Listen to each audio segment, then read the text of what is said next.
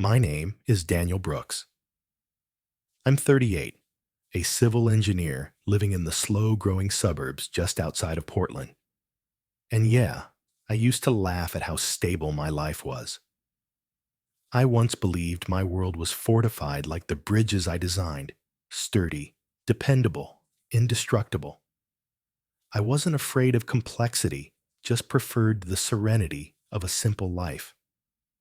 For the last 8 years, I was married to Lena, a woman of rare warmth and brilliance, a landscape architect who could conjure beauty from broken places, who stitched poetry from stone and turned sadness into spaces people wanted to walk through. We met at a development conference. I was speaking on urban infrastructure. She was presenting on eco design and sustainable green architecture. She was magic in motion. I fell for her instantly.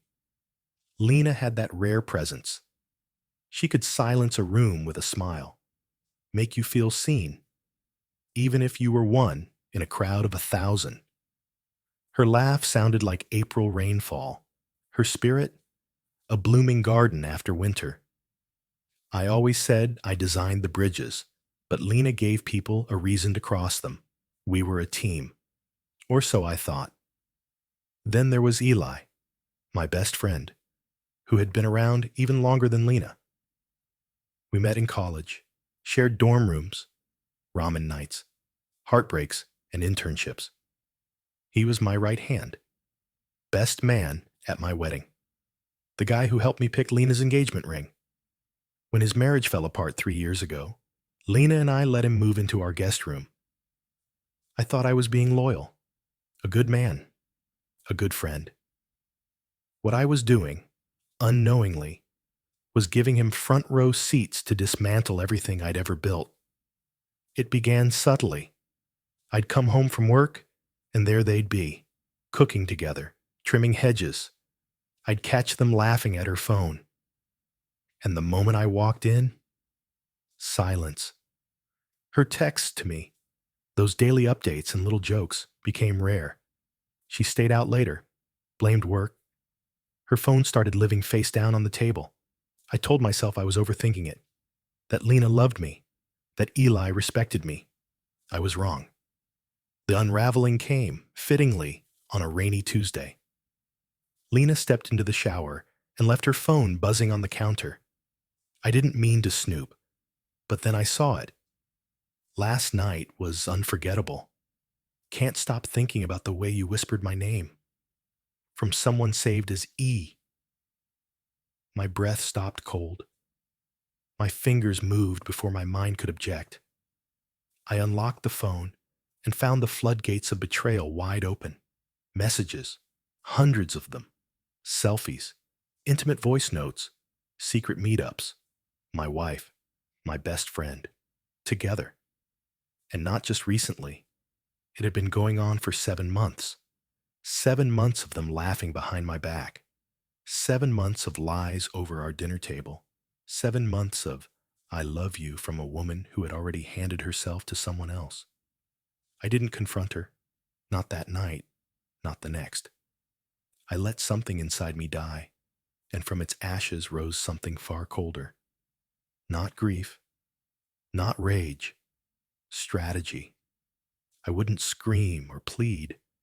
I wouldn't collapse in her lap while she gaslit me. No, I would take back everything they thought they could steal. And I would start by dismantling the foundation of her world. Lena was preparing for the biggest moment in her career, a public pitch for the governor's new green infrastructure initiative. This was her chance to make it big, to rise into national prominence. She poured every waking hour into it. Designed an entire prototype eco-garden in our backyard. Her pride, her sanctuary. She was meticulous about it, down to the vines she planted and the way sunlight hit the trellises. It had to be flawless, so I made sure it wouldn't be. Quietly, I gathered all the evidence.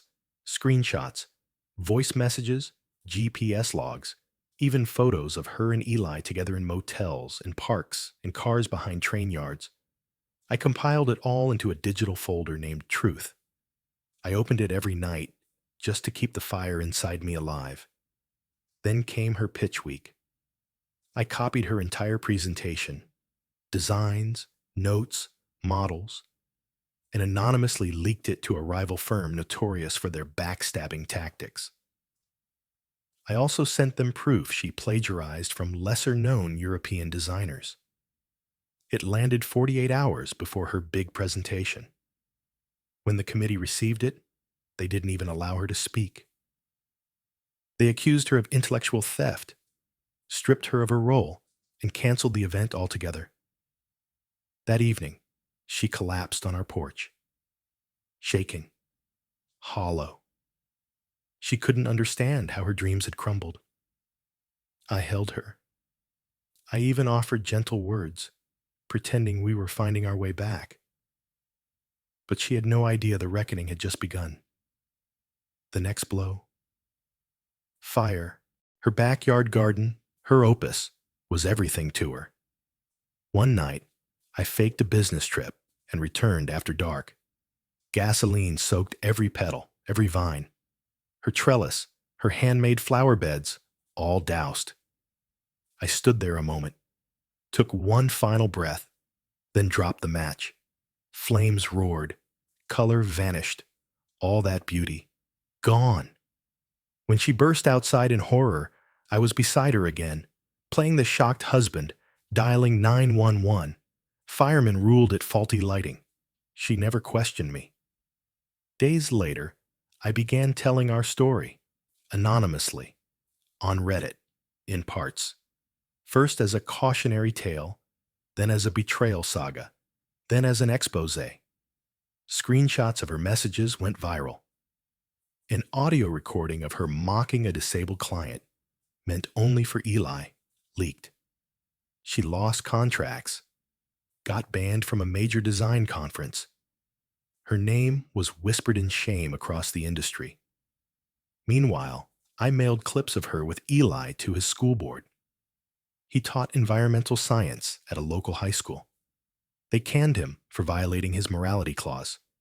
They had no idea karma wore my fingerprints. Eventually, Lena noticed my silence. She asked what was wrong. I told her. I know everything. I saw the messages, the motels, the meetings. I watched you destroy us. She sobbed. She begged. But I stood firm. You buried me alive, I whispered. So I returned the favor. The next day, I filed for divorce. Left her the house, not from generosity, but because I'd already stripped it of anything that mattered. I even took the ornate gate she once said made the house feel like a sanctuary.